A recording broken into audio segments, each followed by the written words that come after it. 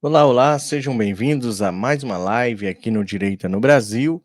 Eu me chamo Mário Robert. Se você chegou aqui pela primeira vez, já se inscreve aí, porque eu trago notícias todos os dias, tá? As notícias aqui são diárias. E agora eu vou assistir juntamente com vocês aqui um trecho da Oeste, onde entrevistou o presidente Jair Messias Bolsonaro, o ex-presidente mais amado do Brasil, né? Onde ele faz ali uma chacota com o Lully. Diz que o Lully não pode, né, não consegue colocar 5.000 pessoas na Paulista, né? E eu quero ver isso junto com vocês. Eu não consegui assistir ao vivo na hora lá que estava passando, porque eu estava em outra live, então eu não consegui assistir ao vivo e vou assistir agora com vocês. Então, eu peço para você deixar o like, compartilhar muito, né, em todas as suas redes sociais. Deus abençoe aí o Alex, a Lucivane que está na live. Deus abençoe vocês grandemente. E vocês vão chamando mais pessoas, né? Jogando o link aqui. Essa live não foi anunciada, né? Então vocês joguem o link para todas as pessoas e todos os grupos que vocês conhecem. Também eu vou trazer as imagens. Provavelmente você deve ter visto essa imagem, mas se você não viu, a chegada emocionante, né, do meu amigo Sérgio Tavares lá em Portugal. Acho que ele não esperava uma recepção tão maravilhosa quanto teve ali, né, na sua chegada em sua terra. A Denilza, Deus abençoe, a Denilza chegou aí agora, Deus abençoe grandemente, tá? Todos que estão chegando, vai deixando aí no chat o seu nome, da onde você está me vendo, tá? De onde você está me vendo, qual que é o seu estado, sua cidade. A Lucivane está me vendo lá de Londrina, Paraná, Deus abençoe aí, povo paranaense. Isso aí, pessoal, vai chegando, vai chegando. Enquanto isso eu vou mostrar, olha só a recepção do querido Sérgio Tavares lá em Portugal. Aí, ó, o Cláudio tá me vendo de Manhuaçu, Minas Gerais. O Edson e Maruí, Santa Catarina. Luísa Duarte, seja bem-vinda. Yuri de Sobradinho, Distrito Federal, seja bem-vinda. Nelly Bento, seja bem-vinda. Maria Aparecida de Floripa, Ilha da Magia. Oh, meu Deus. Já já tô indo morar em São José, se Deus quiser. Do lado, do lado. FG Miranda, boa noite. Eu, Fernando de Macapá. Aí, ó, pessoal do Brasil todinho juntinho com a gente aqui no Direito no Brasil. João Donizete de Lima. Tamo juntos. Colorado de Fernandópolis, interior de São Paulo. Um abraço. Aparecida Leandro, Deus abençoe. Nara Nogueira, Cuiabá, Mato Grosso. Seja bem-vinda. Helena, seja bem-vinda, Helena Teixeira. Jucirema, boa... aqui de Brusque, Santa Catarina. Passei aí esses dias pertinho, fui lá, Floripa, e passei aí na volta, pertinho. Vera Dal Roveri. Deus abençoe muito o português, Sérgio Tavares, São Paulo, Ipiranga. Aparecida, boa noite. Curitiba, Paraná. Manuel Rodrigues de Manaus. Olha aí, o povo do Brasil todinho, do mundo também, ó. João Brandão tá lá de Chicago, nos Estados Unidos. Sejam bem-vindos. Vou colocar o Sérgio Tavares na tela. Sintam-se todos abraçados, tá bom? Todos abraçados. Maria Aparecida diz que assiste sempre, adora e é patriota até debaixo d'água. Deus abençoe. Vamos ver a incrível chegada do nosso querido português. Ivan, seja bem-vindo. Sueli de Itajaí, também Santa Catarina, está em peso aí também. Deus abençoe o povo catarinense. Terra maravilhosa, meu Deus. Helena Teixeira Alves, Natividade, interior de São Paulo. Desculpa. Natividade, interior do Rio. Desculpa. Vamos lá. Tô com sono. Olha a chegada do nosso querido Sérgio Tavares. Dá uma olhada.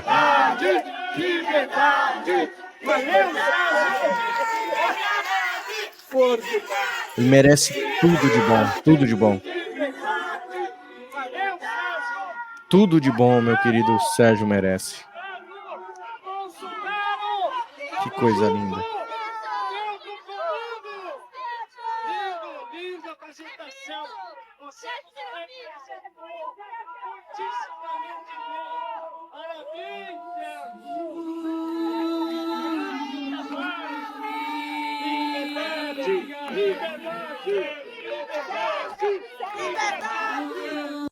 Ele não esperava isso, né? Ele não esperava essa recepção. Não esperava essa recepção. Jane, seja bem-vinda de Boston. Deus abençoe. Jaime de Leon. Seja bem-vindo, Jaime. Eunice Santos. Seja bem-vinda. Carmen dos Santos, seja bem-vinda. Guaratinguetá, São Paulo. Deus abençoe. Olha só, meu querido Sérgio.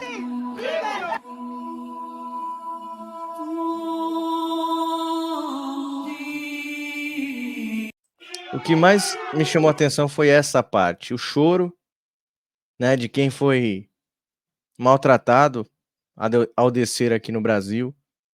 Quantas vezes a gente já pediu desculpa para ele por isso? E voltando em sua terra são e salvo, parece que é um alívio que ele sentiu em descer na sua terra naquele momento e receber o calor do povo, né? Realmente o nosso Sérgio Tavares, ele merece tudo, tudo, tudo. Eu mandei um áudio para ele, falei para ele que Deus vai abençoar ele cada vez mais ele vai crescer. O trabalho dele é importantíssimo, não só para o Brasil, mas para o mundo todo.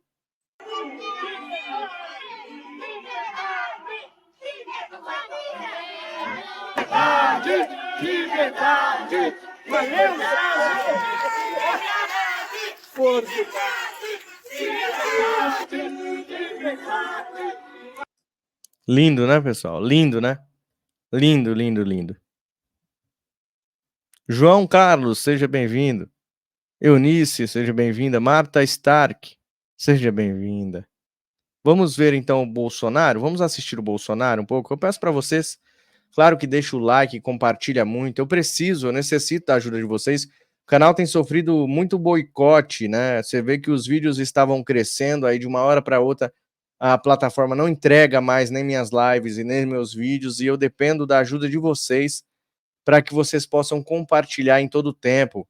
Vocês me ajudam compartilhando em grupos que vocês fazem parte, tá? Em grupos que vocês fazem parte, para me ajudar aqui, tá bom? Então vamos ver o Bolsonaro.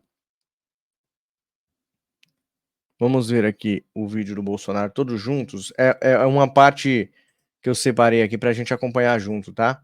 Então vamos esperar aqui ele responder e a gente vai comentando por cima. Presidente Jair Bolsonaro conosco. Gostaria que o senhor comentasse, por favor. O presidente Lula comentou hoje, afirmou que as imagens da manifestação comprovam sim o tamanho do ato do último domingo. Abro aspas aqui para a fala de Lula. Eles fizeram uma manifestação grande em São Paulo. Mesmo quem não quiser acreditar, é só ver a imagem. Como as pessoas chegaram lá, é outros 500. Lula disse ainda que o ato foi em defesa do golpe e Eu vou fazer, tá? Desculpa, gente, eu pausar aqui. Eu vou voltar de novo a pergunta dela. Ela tá perguntando sobre o ato, né? O João Carlos colocou aqui, ó. Bom, Mário, você fazer esse link com o Sérgio. Tô tentando, tá? Eu vou trazer ele no canal para ele falar sobre qual foi a sensação dele de voltar para o país dele são e salvo. Então vocês fiquem ligadinhos aqui, tá? Vamos continuar ouvindo aqui a entrevista do presidente. Abro aspas mais uma vez. Eles todos com muito medo, muito cuidado. De qualquer forma, é importante a gente ficar atento, porque essa gente está demonstrando que não está para brincadeira, fecho aspas. O senhor gostaria de comentar essa declaração? Dizer para o Lula que não se tem notícia de um só celular furtado ali. Né? Uma lixeira queimada, um vidro quebrado. São essas pessoas que levam o Brasil nas costas, né? Porque trabalho de verdade. Como chegar? O combustível não foi pão com mortadela. Tá? E quando ele fala em golpe, ele acusa o Supremo Tribunal Federal. O Bolsonaro é fogo. O Bolsonaro ele faz piada sem querer, né? O tiozão do pavê ele faz piada sem querer. Eu não esperava essa, não. O combustível não foi pão com mortadela. A gente tava lá de graça, né? Inclusive, muitos de nós ficou o dia inteiro sem comer. Eu não almocei. A gente tava naquela euforia ali, nem pensei em comida, cara. Mas os esquerdistas precisam de um pãozinho com mortadela, né? Afinal, o que eles fumam dá como é? Que fala que dá quando a pessoa fuma o cigarrinho da paz lá. Esqueci o nome, fugiu o nome aqui, mas eles precisam comer, né? O tempo todo. Esse Bolsonaro Congresso de é golpe fogo, velho. por ocasião do impeachment da Dilma. Então, quando não interessa para ele, ele desqualifica e vai para o mais rasteiro possível as suas comparações, né? Então, eu acho que dispensa até comentários, porque hoje em dia, como ele nunca conversou com a população, como sempre conversei enquanto presidente, no cercadinho, e continuo conversando, ele não sabe que essas pessoas aprenderam muito ao longo dos últimos anos, em especial através das mídias sociais, a qual ele deseja censurar com um projeto que está dentro do Congresso Nacional, para que esse povo não tenha informações e não possam realmente entender o que acontece com o seu país. Então, uma resposta de alguém que está rancoroso e dizer para ele, né? Larica, né, Olha, Bruno? Larica. Ele não consegue botar 5.000 pessoas numa live semanal. Pelo amor de Deus. Ninguém tem paciência de ouvir aquelas asneiras que ele diz ali. Ô, louco, bicho. Até aqui, estamos com... Perto, 250. 250 dividido por 5, Lula, dá 50, Isso, tá? telas. Então dá 50, essa live aqui dá 50 vezes mais. Lógico que aqui vem da... Ô, Bolsonaro, você quer humilhar o Lula, né, cara? Você foi aí pra humilhar o Lula, não é possível, cara. Cada palavra que você tá falando aí, você tá humilhando o cachaceiro, o pinguço. É isso mesmo, Mito, faz isso mesmo, faz isso por nós. A Revista Oeste, tá? Eu ajudo a potencializar um pouquinho aqui, tá? Mas tá um pouco acima da média. Se pegar só essa um pouquinho acima da média, véio, vai dar algumas dezenas de vezes mais. A live dele, ele não tem o que apresentar numa live. Tá humilhando o Lula. Por exemplo, ele podia fazer uma live aqui, vai dar uma audiência muito grande, falar, olha, atenção, motociclistas, caminhoneiros, enviamos o projeto para o Congresso o ano passado para a volta do DPVAT. Tem um senador lá da Amapá que está vibrando com isso aí, né? E quando nós eliminamos o DPVAT lá atrás, ele entrou até na justiça contra isso aí. E o que eu falei com o Paulo Guedes naquele momento? Esse imposto, né? Tem que ser facultativo. Você quer, você faz, pô. Você não quer, você não faz. Agora, o DPVAT era um mar de problemas. Para ser educado aqui, é um mar de problemas, onde se faturava, né?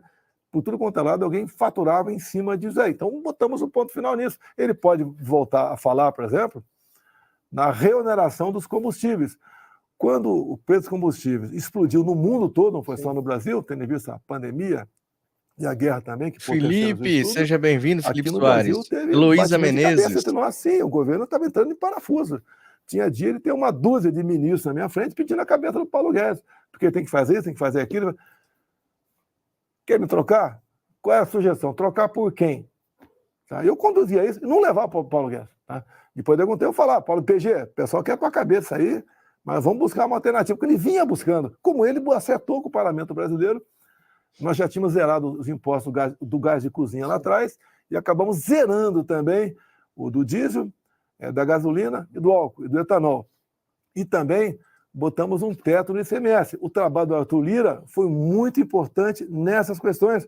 O Arthur Lira foi um parceiro daquilo que interessava para o governo também. Não vou deixar de reconhecer isso nele. E botamos um teto, 17% no ICMS dos combustíveis. Por exemplo, tinha um estado aqui no Brasil, para não polemizar, aqui da região sul-sudeste, que era 34% do ICMS da gasolina. Ou seja, 1 litro de gasolina... Adriano Paulo dos Santos, seja bem-vindo. 30 centavos só de Leiliane, ICMS. seja bem-vinda. Então botou-se um teto, por ser algo essencial. Também botamos um teto do ICMS de energia elétrica, de modo que, inclusive na proposta, né, caso os governadores arrecadassem, no final das contas, o equivalente a arrecadasse menos do que o prejuízo final dos governadores ultrapassasse 5%, o governo federal cobriria. Sim. Ninguém buscou, porque todo mundo ganhou mais. Nós, o governo federal, faturou horrores, porque a economia começava a girar. O Paulo Guedes ficou tão empolgado, né, que ele cortou 1/3 do IPI de 4.000 produtos. E nós já vimos diminuindo, zerando os impostos de alguns produtos de importação. Por exemplo, tudo que tinha a ver com energia fotovoltaica, zeramos. O Gilson, o ministro do Turismo, deu a ideia para nós zerarmos de veleiros e jet ski. Mônica Helena, seja bem-vinda. Na Europa existe aproximadamente 7 milhões de veleiros. E a conta deles lá é que cada veleiro, de forma direta ou indireta, dá 2 empregos a mais. O jet ski também, algo para o turismo. Alguns bateram em mim, né? Ó, jet ski é de rico. Não tem nada a ver. O jet ski, quando está na marina, é uma pessoa humilde que toma conta do jet ski, que faz a manutenção dele. É emprego para todo mundo. Então a economia... Antes do mito continuar, deixa eu só falar o que a Adriana falou aqui, que eu entendi. Sepulcro caiado, entendeu? Não é de confiança, é verdade. Eu vou falar para vocês um segredinho. Estava lá embaixo com alguns amigos influencers jornalistas lá na frente do caminhão. Quando a gente viu o Caiado lá em cima, foi falado assim: nunca o Caiado viu tanta gente ali, e nem é por ele, nem é por causa dele, mas nunca o Caiado foi recepcionado por tanta gente assim. São pessoas que querem realmente aparecer ao lado do presidente Bolsonaro, né? Vamos continuar. Começou a rodar. Até a gente vê, algumas pessoas comentam, com razão, né, que foi o único governo que tem conhecimento que diminuiu... Rafael Oliveira, seja bem-vindo, de Ohio, e é uma verdade. Estados Unidos. E o Paulo Guedes queria partir para zerar todo o IPI. Né? Ele começou com um terço. Lani Vicente, bem-vinda. Ia zerar todo o IPI para a gente voltar à reindustrialização no Brasil. Itamara, e queria buscar uma solução para a Zona bem-vinda. Franca de Manaus também. A Zona Franca de Manaus é importante, garante, em parte, a nossa soberania na região. Sempre tratava esse assunto lá com um colega que foi candidato ao Senado, o Coronel Menezes, muito bem tratado esse assunto, muito bem conduzido, como também com alguns parlamentares, né, lá, como o capitão da PM, que sempre está comigo lá do Amazonas. Então, eu tratava esses assuntos para a gente fazer o contrário, né? E quando eu dei uma estudadinha na curva de Laffer, que é uma coisa simples de entender, eu fui falar com o Paulo Guedes. Obrigado, né? Yuri. O Paulo Guedes é uma pessoa que, conversando sozinho com ele, ele dá muito mais atenção às suas propostas, né? E eu falei, Paulo Guedes, vamos errar diminuindo impostos, já que está complicada a situação do Brasil, e do mundo, né? Tendo em vista a inflação, boa noite, Márcia Dias. O reflexo da economia, da pandemia, da guerra Ucrânia-Rússia, e o prazer do Paulo Guedes, ele tomou gosto pela coisa, né? Se bem que 99% da economia é dele, eu só dei a piruada um outro assunto com ele, deixar bem claro aqui, tá? Até eu chamava de Poço Ipiranga. Nós começamos aqui a ficar felizes. Esse é outro. Conseguimos, inclusive, né, ao votar, nada na canetada fizemos, né? A questão dos precatórios, e deixo claro, o PT votou favorável no Senado a questão do precatório. Então, quando agora o governo Lula nos acusa de ter deixado alguma dívida para ele, tá? Nós continuamos pagando os precatórios, apenas alongamos a dívida. O PT, os senadores foram favoráveis a essa questão lá no Senado. E nós conseguimos, então, passar o Bolsa Família de, em média, R$ 190, que é muito pouco, para R$ 600. E essa grana, Augusto Nunes, como eu fiz muita parada inopinada, né? De helicóptero, escolhia lá em cima, para naquela cidade. Não, o cara parava, cidade não, cidadela, vilarejo, parava, e o povão chegava em cima da gente, etc. E ali eu quase não tinha tempo para perguntar, porque o povão o tempo todo em cima da gente, mas o pessoal fazia pergunta, etc. A economia só funcionava naquele município, não por causa do FPM, Fundo Pessoal do Município, mas basicamente pelo Bolsa Família de R$ 600. Então isso foi muito bem recebido, em especial no Nordeste, nas cidades mais pobres no Brasil. E no meu governo, nenhum prefeito do PT reclamou de repasse de recurso para eles, mesmo durante a pandemia. E nós vimos que muitas prefeituras, especialmente no Nordeste, tiveram problemas e negociaram o pagamento do seu 13º, porque a economia, ao não rodar, não se arrecada, né? E continuam os problemas. Continuam os problemas. E a gente vê que está havendo uma perda de poder aquisitivo para a população e o governo vai ter problema para recuperar isso aí. Para recuperar isso aí, eu costumo dizer, quem dá emprego não é o presidente, não são os governadores ou os prefeitos, é iniciativa privada. Eu só crio emprego, né, o presidente, o governador, o prefeito, quando ele cria cargo em comissão ou abre concurso público. Exatamente. Bolsonaro falou tudo aí, né? Na verdade, esse desgoverno, ele não quer avançar. Ele quer que a economia afunde mais ainda no Brasil. Já falei, é um governo da vingança, ele não tá nem aí pra economia, ele não quer salvar o Brasil de nada, não quer tirar o Brasil de buraco nenhum, tá? Ó, o João Carlos mandou aí, ó, Mário, Goiás é um estado estratégico e sobre o agro, ninguém seria melhor do que Caiado não nesse quesito. Ele é pioneiro, a direita precisa de união e estratégia, mesmo tendo algumas divergências. Eu concordo com você, política, né? Política em todo o tempo, a gente precisa se unir neste momento, mas a gente diz assim que ele não é de confiança, não é porque a gente quer afastar ele desta aliança com o Bolsonaro, é porque provavelmente em 2026 esse camarada vai sair candidato a presidente e vai começar a xingar Bolsonaro, tá? Então vocês fiquem bem de olho, que a política é assim, gente. Gente que tá nos bastidores, a gente conhece muito bem. Cara, o que Dallagnol tava fazendo em cima daquele caminhão? Fala pra mim. O que Dallagnol tava fazendo em cima daquele caminhão? Teve um amigo meu, que eu não vou nem citar o nome aqui, que vocês conhecem muito bem, que tava lá do meu lado, e ele falou que se ele pudesse, ele subia lá e tirava o cara, e jogava o cara de cima do caminhão. Ele tava lá com a maior cara de pau, entendeu? Maior cara de pau. Nós fizemos, eu fui muito criticado, porque não abri concurso público, né? Não podia abrir, não tinha que ter responsabilidade, não dava para a gente inchar a máquina naquele momento, onde a economia... Tinha o teto vindo do governo Temer. E também tinha o teto, eu votei favorável ao teto do governo Temer lá atrás, achei uma boa proposta, depois eu vi que foi um tanto quanto rígido, mas nós vivemos os nossos 4 anos com o teto, você podia arrecadar, mas como nós arrecadávamos, não podia pagar. A nossa relação dívida-PIB começou a diminuir, estava tudo indo bem no Brasil, até que aconteceu aquele choque de outubro de 22, que eu considero parte da virada, né? Mas que realmente mudou, no meu entender, o Brasil para outro rumo, o rumo do passado. Mestre Augusto. Presidente, o que mais preocupa o brasileiro hoje, segundo alguns levantamentos, é a insegurança pública.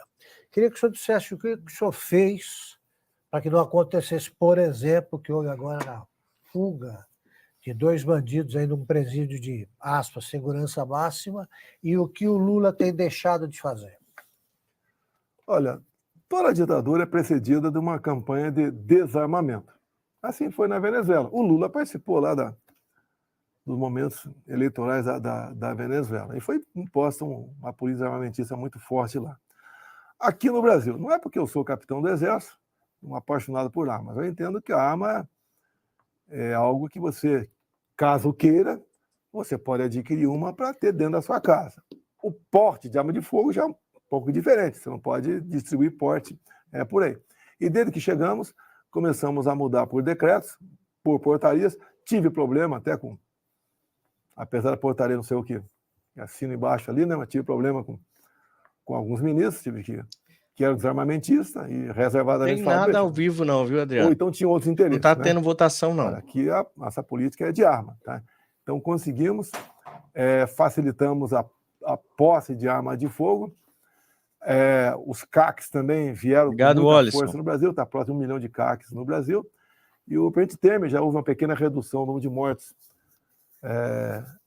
no governo Temer, era em torno de 60 mil, pegamos dele e entregamos com aproximadamente 40 mil mortes. Tá? Então, isso praticamente 1/3, né, aproximadamente, de menos gente morrendo por arma de fogo. Então, é sinal que a nossa política estava dando certo. A violência no campo praticamente inexistiu. Era muito comum furto de fertilizantes, de maquinário. Aí foi o parlamento, né? Como um acordo com o parlamento, nós aprovamos o porte estendido, porque o homem do campo podia ter a sua arma só dentro da sua propriedade, da sua casa. Tá? Nós demos porte estendido. Ele podia andar no perímetro da sua fazenda, montado num trator, num jipe, numa bicicleta, num cavalo, tá? Armado. Tá? Isso inibiu as invasões. A violência diminuiu barbaramente no Só campo. o MST andava armado. Eles agora viram que tinha mais alguém armado lá dentro, né? E bem armado. E também a questão do MST, nós conseguimos segurar o MST como? Atacando com a Tereza Cristina, com o secretário secretário-geral também do INCRA, né? Onde tinha grandes conflitos, fomos para a titulação de terras. E o que o governo sempre fez no passado, os governos sempre fizeram no passado, né? São do Temer, que essa proposta começou com o Michel Temer. Vocês perguntaram da anistia? Vocês perguntaram de anistia, ó. Ele falou sobre a anistia, ó. separei aqui o pedaço. Augusto, Piotto, Caute, muito boa noite à nossa audiência aqui, presidente, já estamos aqui com quase 130 mil telas simultâneas, então muito obrigada, presidente. Presidente, o senhor mesmo disse, né, a gente nem precisa falar de números da espetacular manifestação do último domingo na Avenida Paulista, e eu queria perguntar para o senhor, a movimentação, a manifestação a favor do Brasil, da democracia, foi tão importante que foi noticiada aqui fora, nos Estados Unidos, né? Inclusive muitas celebridades israelenses tuitaram os vídeos das manifestações, mas a velha imprensa no Brasil não deu a devida importância ao tamanho, né, que foi a manifestação. Isso surpreendeu o senhor como a manifestação, a cobertura da manifestação pela imprensa brasileira? Ana Paula, eu acho que, de certa forma, a imprensa noticiou alguma coisa. Como há pouco tempo eu não noticiava nada. Até o Fantástico fez uma boa matéria de aproximadamente 10 minutos. Quero fazer justiça aqui, apesar de renovar ao Globo, né, que eu estou à disposição para 1, 2, 3 horas ao vivo conversar com vocês. Pode ter certeza que você bater recorde de audiência. Então, capa de jornais mostraram algumas fotografias. Obviamente, se fosse a esquerda fazendo isso, seriam não apenas a capa inteira, né, várias páginas internas. Então, eles acabaram, basicamente, cedendo em alguma coisa, né? E, lógico, me surpreendeu, mesmo mostrando pouco, mas mostraram alguma coisa, eu acho que nos surpreendeu. E a própria imprensa, eu acho que eu estou vendo, eles estão acompanhando o que está acontecendo. O Brasil está afundando na economia. Se nós aí naufragarmos, a conta todo mundo vai pagar, inclusive o pessoal da imprensa que, hoje em dia, apoia o atual governo. Carlos Caute, boa noite, feliz em estar ao seu lado. Só pergunta a Bolsonaro. Prazer, minha Adriana, boa noite, mestre Augusto, boa noite, Piotto, boa noite, Ana, boa noite, presidente, e muito obrigado por ter aceitado o nosso convite. Presidente, eu queria falar um pouco dos aspectos políticos dessa manifestação, porque tivemos 94 entre deputados, senadores e governadores, 4 governadores de partidos diferentes, republicanos, do PL, da União Brasil, tivemos também políticos do Partido Novo. Essa manifestação, na sua opinião, marca a união da direita contra essa deriva autoritária que foi a razão dessa manifestação no último domingo? É o ponto de começo de uma união para as próximas eleições? Estava lá no Linhagem. Tem alguns parlamentares ali. Legal. Obviamente não posso falar o nome, né? Mas se comportaram como isentos por ocasião das últimas eleições. E já conversaram comigo do equívoco e entendem agora que realmente, se o Brasil tivesse continuado comigo, em especial para onde a economia apontava, estaria numa situação bastante tranquila, inclusive uma tranquilidade tocante à política externa do Brasil, que está sendo um desastre até o momento. Então, esse sentimento ficou. Obviamente, os 4 governadores, faço questão de citar, né, o Zema, o Caiado, o Jorginho Melo e, que eu chamo agora de meu irmão, o Tarcísio. Né? Foi muito boa a presença deles. Eu não vi a quantidade de senadores, mas devia ter uns 10. Então, foi uma coisa que uniu a todos nós num sentimento de que temos que ter um norte. E esse norte é o respeito à Constituição, às leis, e, em especial, o respeito à participação popular nesses movimentos que acontecem pelo Brasil. Presidente, mais de 147 mil telas conosco, ou seja, a gente fala telas porque são muitas pessoas, provavelmente possivelmente em frente de cada uma dessas telas, e a Paulista, como no último domingo, lotada. Qual o recado que o senhor dá neste momento para essas pessoas todas que o acompanham, que gostam do senhor? Qual o tipo de apelo ou de esperança para quem está insatisfeito com o atual governo? Olha, eu conversei com pessoas que empenharam suas economias para vir aqui. São pessoas que vieram de vários pontos do Brasil e se sacrificaram muito para vir para esse evento. Eu as cumprimento, eu agradeço. Não é por mim, não é pelo meu CPF, é por uma ideia, é por um Brasil que não pode trilhar um caminho das ditaduras que nós vemos acontecer pelo mundo. Um exemplo mais claro para todos nós aqui é a nossa Venezuela. Então, eu cumprimento a todos vocês que participaram desse evento, né? Que não era por mim, era pelo nosso Estado Democrático de Direito, pela nossa liberdade e pelo futuro do nosso Brasil. Augusto. Acho que eu não te dei boa noite, né, Adriana? Então, agora... Obrigado, Lucivane. Presidente, no seu pronunciamento, o senhor explicou o que é preciso fazer para que se decrete o estado de sítio. Eu pergunto por que isso e queria que o senhor repetisse a explanação. Augusto, desde quando eu assumi, falava que eu ia dar um golpe. E eu joguei dentro das 4 linhas o tempo todo. Ninguém acha uma coisa minha fora das 4 linhas. Alguns até acham que eu devia me exceder em algum momento, né? Não fizemos isso. Golpe, até pela tua idade, você é testemunho que envolve conspirações, envolve articulações, um submundo, envolve gente de todos os poderes, da imprensa, com dinheiro, com tropa, né? E outras coisas mais. Bem, nada disso se cogitou. Daí foram para o lado que eu iria dar um golpe via minutas. Primeiro foi uma minuta encontrada na casa do Anderson Torres. Seria uma minuta de estado de defesa. Depois falou-se também em artigo 142. Deixo claro que artigo 142, qualquer um dos 3 poderes pode utilizar o artigo 142 quando ele notar que um outro poder está se excedendo. E agora que mais se fala na imprensa, né, na minuta do estado de sítio. Queria dar um golpe em cima disso. Primeiro, ninguém dá um golpe em cima de dispositivo constitucional. Não existe isso aí. Agora, como é que acontece o estado de sítio? São três momentos. Estado de guerra, o Brasil está entrando ou para entrar num conflito. Quando há algo de comoção nacional, ou quando o estado de defesa, que é o mais brando, não deu certo. Bem, aí então... Iraí, seja convoca os bem-vinda. Conselhos da República e da Defesa, o total de 15 pessoas ali presentes. Joel, aí, seja bem-vindo. Ali o presidente da Câmara, do Senado, líderes de minorias, ministros, né? Para você discutir se vai levar avante Família a decretação Alves. do estado de sítio ou não. A primeira resposta, não houve convocação dos conselhos, zero. Não foi dado o primeiro passo. E digo, claro, se porventura alguém convocar um dia estado de defesa, o sítio, ou o artigo 142, esse é um remédio. Valeu, Cláudio. Deus abençoe, depois o presidente querido. ouvir esses conselhos, que eles são consultivos, daí ele enviou uma mensagem para o parlamento pedindo autorização para decretar o estado de sítio. E o Congresso, uma vez autorizando, o Tamo presidente junto, decreta o estado de Sandro. sítio. E ele passa a ser responsável diretamente por todas Sandro as ações Pinheiro daquele momento. Bem, Imóveis. nada disso aconteceu. Porque bate nessa tecla o tempo todo que eu queria dar um golpe utilizando o estado de sítio. É um absurdo. São narrativas que a gente não consegue entender. Como é que gente, assim, crítica à imprensa, que a imprensa não consegue entender isso aí e continua massificando, Valeu, me Jader. acusando e praticamente me condenando publicamente de algo que não foi feito. E se falar, vamos supor que fosse um golpe, sabe? Quem daria o golpe, quem estaria dando o golpe seria o parlamento brasileiro, não o presidente, porque o parlamento é a última palavra no tocante à decretação desse estado de sítio. E outro. Presidente, ideias chegam muito. Eu queria que o senhor trouxesse um pouco da sua realidade quando o senhor esteve lá no Palácio do Planalto. Eu posso imaginar que muita gente vai ao presidente, mesmo assessores diretos, trazendo sugestão, ideias e tudo mais. Obviamente, sugestões e ideias. Sem a assinatura executiva do presidente, a determinação dele, nada avança. Isso acontece Valeu, com João. muita frequência para tentar Obrigadão, entender que cara. às vezes ideias completamente estapafúrdias sequer vão adiante? O Piotr, olha só, você me acompanhou ao longo dos 4 anos. Foi cercadinho lá do Alvorada. Fiz o cercadinho agora lá de Mambucaba, né?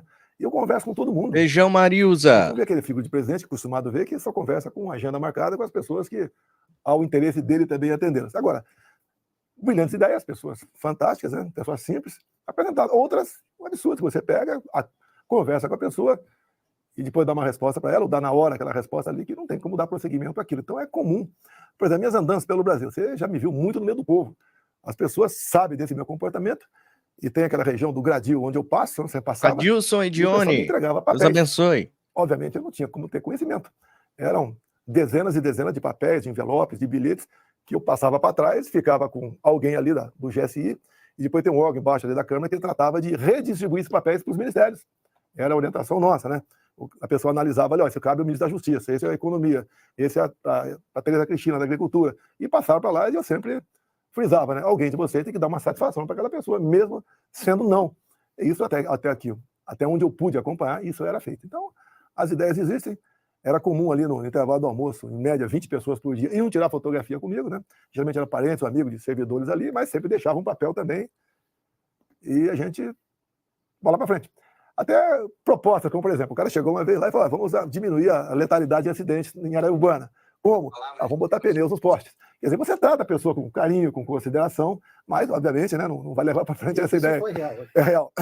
Mas que você vai brincar, né? Se for pintar de branco e verde, as coisas do Palmeiras, até de pateco, pensar em levar para frente. Então, umas questões, isso acontece, as pessoas muitas vezes acham que tem a solução para os problemas mais eminentes, que você tem que correr atrás. Agora tem muita boa ideia também que chegou, que a gente começava a trabalhar para buscar, não atender aquela pessoa, mas atender o grupo de pessoas que se interessavam por algo parecido. O presidente Rodrigo Constantino não está aqui conosco, claro, mas deixou uma pergunta gravada para o senhor. É um vídeo, vamos acompanhar? Presidente, boa tarde. O sucesso da manifestação de domingo é inegável, até mesmo para a turma da esquerda. A pergunta que eu faço é muito objetiva. Entre outros efeitos dessa manifestação está o resgate da esperança por parte do povo brasileiro. Existem novas manifestações sendo planejadas. Qual a importância do povo, da população brasileira retomar as ruas, vencer o medo que, de alguma forma, o sistema tentou incutir em cada um de nós? Obrigado. Olha, a gente tem que ter esperança. Tá? Se a gente não tiver esperança, não sonhar com o dia de amanhã, você não vive. Olha só. E olha só, acredito, hein? Para te responder, o mais importante você perguntou sobre novos movimentos. Acredito que a partir de hoje, terça-feira, né, isso esteja com o parlamento brasileiro. Acredito que esteja reverberando bastante dentro do parlamento federal, Câmara e Senado, bem como nas câmaras estaduais e municipais pelo Brasil. No momento não tem nada programado, planejado. Foi marcante, no meu entender, o que aconteceu, aqueles dados, aqueles fatos, né? Aquela cronologia do Silas Malafaia foi Canal perfeita. Nerdlândia. Eu tenho certeza que ele poderia falar Valeu, muito meu mais amigo. coisa, mas o discurso dele foi 24 minutos. Eu recomendo que você assista esse discurso dele, 24 minutos. O Silas Malafaia foi cirúrgico naquela questão. Foi mesmo. Porque ele é uma pessoa, um cidadão que sabe falar, tem o dom da oratória, E é tem um uma cidadão memória. que fica indignado com certas coisas que acontecem. E o que eu vejo numa... E tem uma memória que eu vou te falar, viu? O Silas Malafaia tem uma memória muito boa, cara. Ele puxou tudo na memória lá na hora e jogou tudo pra cima dos togados. Malafaia até agora, nos seus posicionamentos. Ele tem razão. E, obviamente, dentro do parlamento, pessoas que, com o mesmo ideal, pode reverberar muito mais o que aconteceu aqui na Paulista, que deixa claro, não é por Já mim. pensou, Alisson? Eu estou com 68 anos, tá certo?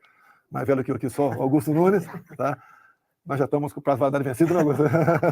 Mas a gente quer colaborar com um Brasil melhor para todos nós. Então, obrigado, Constantino, pela pergunta e vamos em frente. Vamos em frente com você agora de novo, Ana Paula. Presidente, há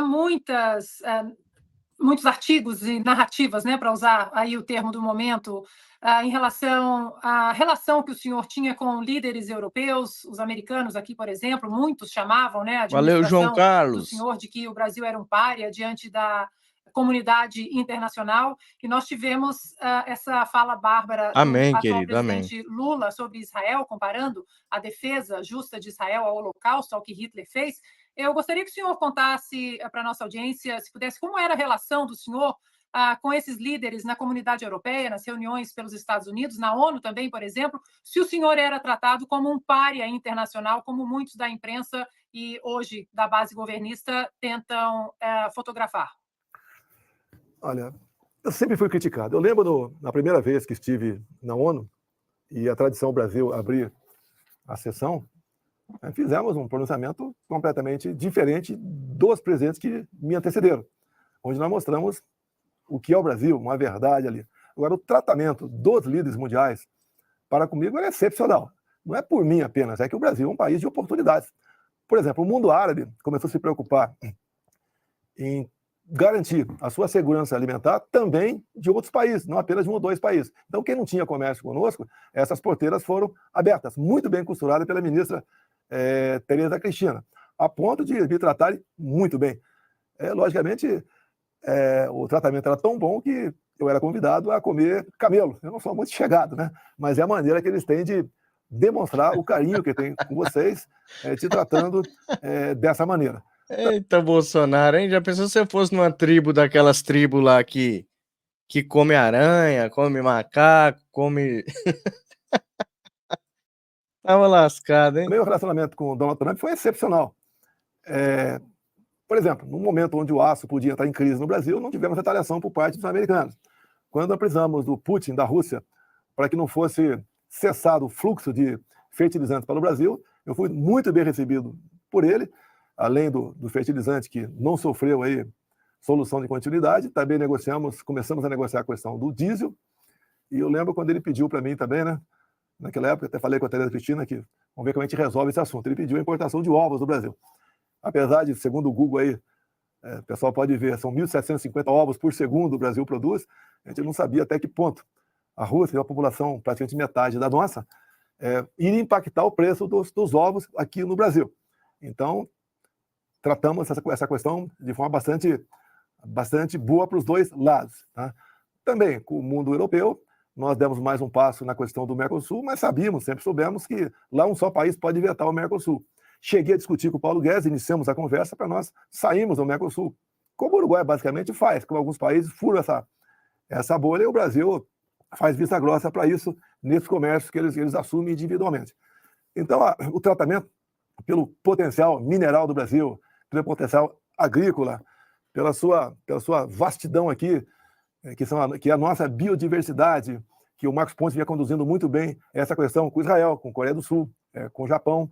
Então, por tudo isso, né, também pelo turismo do Brasil, o Gilson, que era o ministro do turismo nosso, conduziu muito bem essa questão também perante o mundo, o Brasil cresceu com o turismo, não colapsou mesmo com a pandemia. Ou seja, o mundo tem interesse em nós, não é em mim, tá? E o interesse deles é manter um bom diálogo com qualquer presidente. Mas, infelizmente, esse último agora, que disse que ia resolver a guerra da Ucrânia com a Rússia tomando cerveja, né? Ele foi lá fora agora e fez uma coisa que inacreditável. Esse ataque, que não tem adjetivo, né? Contra o Estado de Israel, contra o povo judeu. E depois dobrou a aposta logo em seguida ainda. Agora, ele que fala tanto que em paz, em humanismo, etc., não moveu uma palha para libertar os brasileiros aprisionados pelo Hamas. Como lá atrás também, ele tinha um contato muito forte com as Farc da Colômbia, e tivemos uma senadora, né, nossa, né, a Ingrid Betancourt, que ficou sequestrada, se não me engano, por 8 anos, deve ser mais ou menos isso daí. Então, é uma pessoa que se alia a ditaduras. Eu fui proibido pelo TSE para associar o Lula a Maduro, né, da Venezuela, associá-lo a Ortega, da Nicarágua, entre outras ditaduras. Agora, está no DNA do Lula esse tipo de gente ao teu lado. Exatamente. Como, por exemplo, sempre muito ligado a Fidel Castro, atualmente com o Dias Canel, Exatamente. que é o ditador lá de Cuba, tá certo? Então, esse carinho, essa aproximação, como, por exemplo, Deus abençoe. Irã, tá?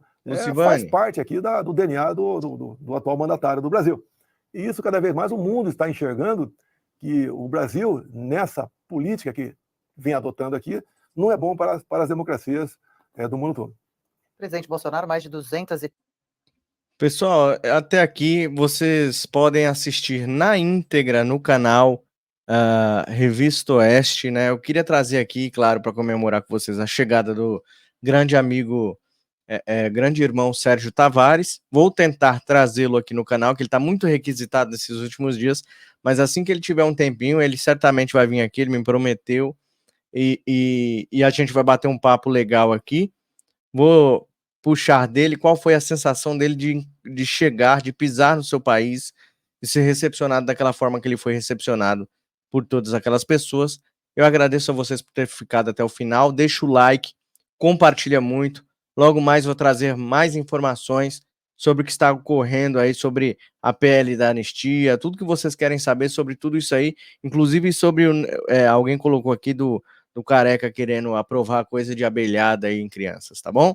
Tudo isso e muito mais você acompanha aqui no Direita no Brasil. Eu peço para você deixar o like e compartilhar muito para que a gente alcance ainda com essa live o máximo de pessoas, tá bom? Deus abençoe você, sua família, a nossa nação e todos aqueles que lutam e continuam lutando por um Brasil melhor. Muito obrigado pela presença de todos vocês. Até mais.